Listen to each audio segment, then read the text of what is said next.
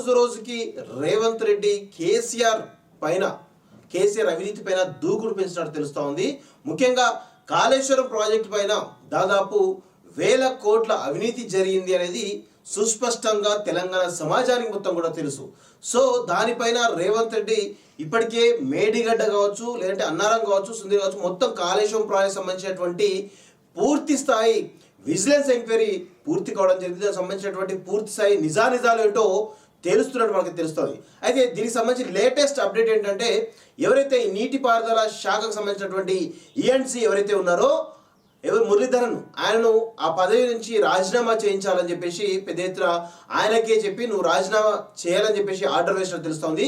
అదేవిధంగా ఈ కాళేశ్వరం ప్రాజెక్ట్ ఏదో దీనికి సంబంధించినటువంటి ఈఎన్సీ ఎవరైతే ఉన్నారో వెంకటేశ్వరరావు, ఆయన పూర్తిగా ఆ విధుల నుంచి తొలగిస్తున్నట్టు ఒక ఆర్డర్ ఇవ్వడం జరిగింది. దానికి సంబంధించినటువంటి విషయం కూడా ఒక ఆర్డర్ కూడా బయటికి రావడం జరిగింది వాస్తవంగా. సో ఇప్పుడు ప్రస్తుతం రేవంత్ రెడ్డి అదేవిధంగా నీటిపారుదల శాఖ మంత్రి ఉత్తమ్ కుమార్ రెడ్డి దూకుడు పెంచినట్టుగా తెలుస్తూ ఉంది. అయితే ఈ రోజు నుంచి అసెంబ్లీ సమావేశాలు ప్రారంభం కాబోతున్నాయి కాబట్టి మొత్తానికైతే అసెంబ్లీ సమావేశంలో వాడివేడిగా కేసీఆర్ వర్సెస్ రేవంత్ రెడ్డి చర్చ చాలా బలంగా జరగబోతుంది. వాళ్ళిద్దరి మధ్యలో ఈ తెలంగాణలో ఉన్నటువంటి గత 10 ఏళ్ళలో విధ్వంసమైనటువంటి అనేకమైనటువంటి ప్రాజెక్టులపైన, ముఖ్యంగా ఏది కాళేశ్వరం కానీ, మిషన్ భగీరథ కానీ, లేదంటే దళిత బంధు కానీ అనేకమైనటువంటి విషయాల్లో చాలా పెద్ద ఎత్తున చర్చ జరిగేటువంటి అవకాశం ఉన్నట్టు మనకైతే తెలుస్తోంది. ముఖ్యంగా ఈ చర్చ అంతా కూడా కృష్ణా జలాల వివాదం పైకి నెట్టేసి మిగతా చర్చను డైవర్ట్ చేయడానికి కల్వకుంట్ల కాలకేయులు సిద్ధమైనట్లు మనకైతే తెలుస్తూ ఉంది.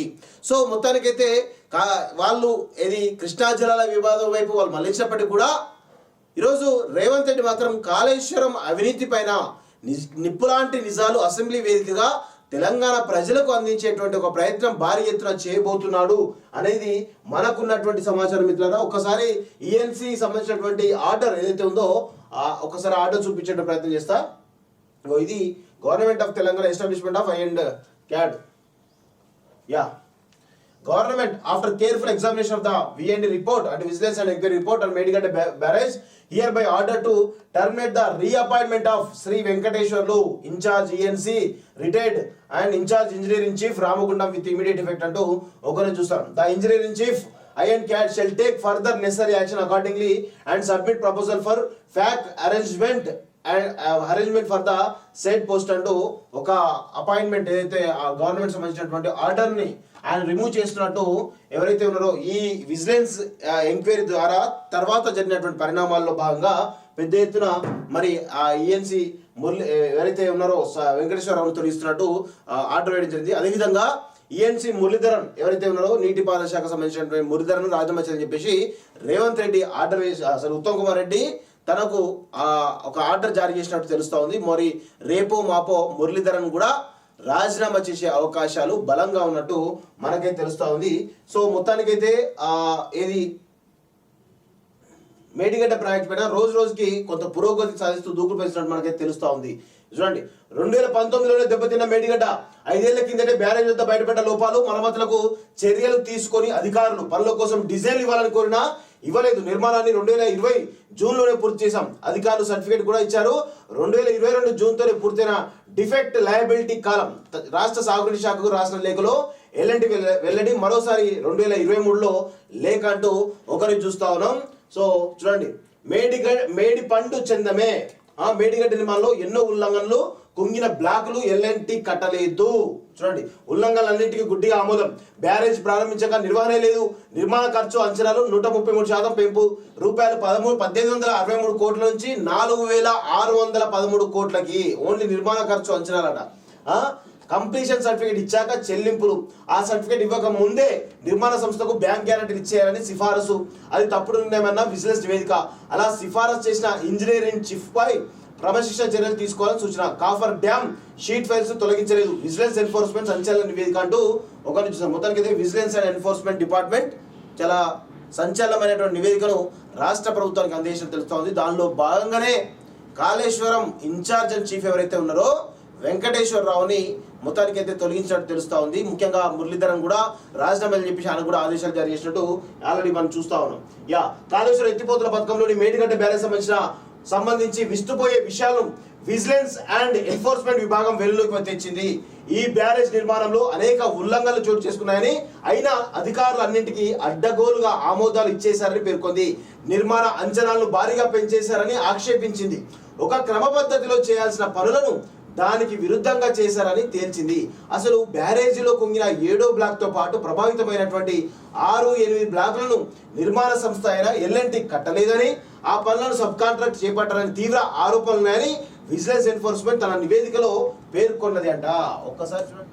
సో పెద్ద విషయం కనబడుతూ ఉంది. చూడండి, మేడిగడ్డ బ్యారేజ్కి 2019లో భారీగా వరద రాగా గేట్లన్నీ ఎత్తి వచ్చిన వరదలు వచ్చినట్లే దిగువకు వదిలారు. అయితే 2019 నవంబర్లో బ్యారేజ్ గేట్లను దించగా వరద లేక బ్యారేజ్ దిగువ భాగంలో సీసీ బ్లాక్ లో చెల్లా చెదరైనట్లు గుర్తించారు. దీంతో బ్యారేజ్ కి నష్టం జరిగిందని అప్పుడే గుర్తించారు. అయితే 6 నెలల తర్వాత తీరిగ్గా ఋతుపవనాలు రావడానికి 2 వారాల ముందు అంటే 2020 మే 18న Kaleshwaram project executive engineer division 1 మరమ్మతులపై లేఖ రాశారు. దాంతో బ్యారేజ్ సంబంధించిన జరిగిన నష్టాన్ని అంచనా వేయడానికి పూణేలోని CWPRS తో పాటు CDO అధికారులు కూడా బ్యారేజ్ పరిశీలించారు.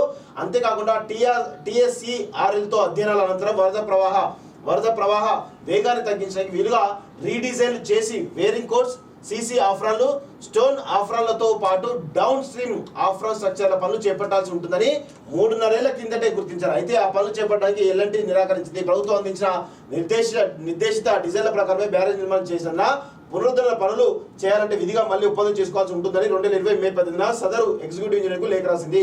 ఈ పనులని చేపట్టడానికి 6 నెలల సమయం కావాలని అప్పట్లోనే తేల్చింది. డీవాటరింగ్ చేయడంతో పాటు దెబ్బతిన్న సీసీ బ్లాక్లను తొలగించి వాటి స్థానంలో కొత్త నిర్మాణాలు, రాత్రి ఆఫ్రాన్లు ఏర్పాటు చేయడం వంటి పనులు చేపట్టడానికి అది కూడా ప్రభుత్వం నిధులు ఇస్తే చేపట్టడానికి సుముఖత చూపింది. సవరించిన డిజైన్లు అందించాలని 6 నెలల పాటు పదే కోరింది. అయితే ఆ తర్వాత కోవిడ్ లాక్డౌన్ రావడంతో పదే కొన్న ప్రభుత్వం రీడిజైన్లు అందించాలని తేలింది.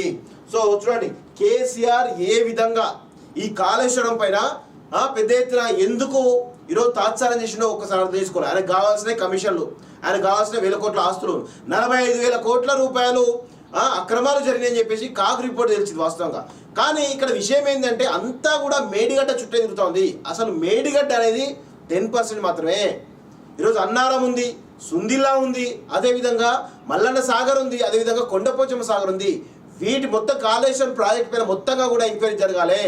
విజిలెన్స్ అండ్ ఎన్ఫోర్స్మెంట్, అదేవిధంగా ముఖ్యంగా రేవంత్ రెడ్డి కేవలం ఎందుకు మీరు మేడిగడ్డ పైన ఈరోజు విచారణ చేస్తూ ఉన్నారు? మొత్తం కాళేశ్వరం ప్రాజెక్ట్ ఏదైతుందో ఆ డిజైన్ మొత్తం కూడా ఎంక్వైరీ చేస్తే విస్తుపోయేటువంటి నిజాలు బయటకు వచ్చేటువంటి అవకాశం అయితే బలంగా ఉన్నట్టు మనకైతే తెలుస్తూ ఉంది. చూడండి, నిర్లక్ష్యాలు ఉన్న నిర్ణీత వేదిలోనే నిర్మాణం అంటూ ఒకరిని చూస్తా ఉన్నాం ఇలా.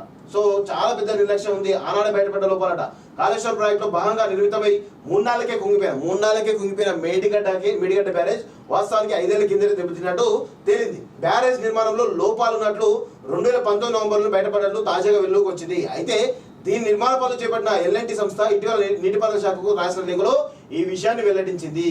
సో వాళ్ళకి సంబంధం లేదు అన్నట్టుగా మొత్తానికి చెప్తా ఉన్నారు. సో మొత్తానికైతే ఇక కేసీఆర్ ఫ్యామిలీ చుట్టూ ఈరోజు ఉచ్చుబించినట్టు తెలుస్తూ ఉంది. మేడిగడ్డ ఏదైతే ఉందో ఇది భారీ ఎత్తున అక్రమాలు జరిగినాయి. కానీ ఇక్కడ మేమేం చెప్తున్నాం, పౌర సమాజం నుంచి మా డిమాండ్ ఏంటంటే కేవలం మీరు మేడిగడ్డకే ఎందుకు పరిమితం అవుతున్నారు?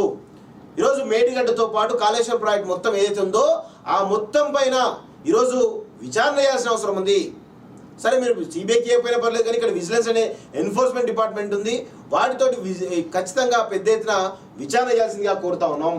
కోరితే కనుక చాలా పెద్ద ఇంకా విషయాలు బయటకు వచ్చే అవకాశం అయితే బలంగా ఉన్నట్టు మనకి తెలుస్తా ఉంది. ఇక చూడండి, మురళీధర్పై వేటు రాజీనామా చేయాలని ఈఎన్సీకి సర్కారు ఆదేశం. కాళేశ్వరం అవినీతి వ్యవహారంలో రామగుండం ఈఎన్సీ నల్లా వెంకటేశ్వరరావు తొలగిస్తూ ఉత్తర్వులు విడుదల. మేడిగడ్డ పూర్తిపై స్పష్టతలేమి డిజైన్ల మార్పులో కారణమనే కోణంలో వీళ్ళిద్దరిపైన వేటు కీలకమైన అధికారులు వీళ్ళిద్దరే కాబట్టి వీళ్ళిద్దరిపైన వేటు వేసినట్టుగా తెలుస్తా ఉంది. మేడిగడ్డ కూలిపోతుంది, ఇది విజిలెన్స్ విచారణలో తేలింది. ప్రమాదంలో అన్నారం కృష్ణా జిల్లాలపై కేసీఆర్ హరీష్ పచ్చి అబద్ధాలు. ఉమ్మడి రాష్ట్రంలో కన్నా బీఆర్ఎస్ హయాంలోనే తీవ్ర నష్టం. ఏపీకి నీటిని తరలిస్తున్నా ఎందుకు మాట్లాడలేదు అంటూ ఉత్తమ్ కుమార్ చెప్తారు. సో మేడిగడ్డ రాసి పెట్టుకోండి, మేడిగడ్డ ఎప్పటికైనా కూలిపోయేటువంటి అవకాశం బలంగా ఉంది. మేడిగడ్డ అనేది చాలా దుర్మార్గమైనటువంటి ప్రాజెక్టు. మేడిగడ్డ తోటి ఈరోజు పెద్ద ఎత్తున విధ్వంసం జరిగేటువంటి అవకాశం ఉంది. సో ఇమీడియట్గా దానికి తగ్గటువంటి చర్యలు తీసుకొని మరి అది కూలిపోక ముందే మరి నివారణ చర్యలు చేపడితే బాగుంటుంది అనేది ఈరోజు మేము చెప్పాల్సుకున్నాం. ఇది కేవలం ఏదో మేడిగడ్డ కూలితే ఈరోజు వాటర్ పోవే ఉద్దేశం కాదు. ఇక్కడ చాలా ప్రాణ నష్టం జరిగే అవకాశం ఉంది. అనేక రకాలైనటువంటి నష్టాలు చాలా పెద్ద ఎత్తున ఉన్నాయి. కాబట్టి దయచేసి నివారణ చర్యలు వెంటనే తీసుకోవాలని చెప్పేసి రాష్ట్ర ప్రభుత్వాన్ని కాలేజీ జీవితం డిమాండ్ చేస్తూ ఉన్నాం మేము.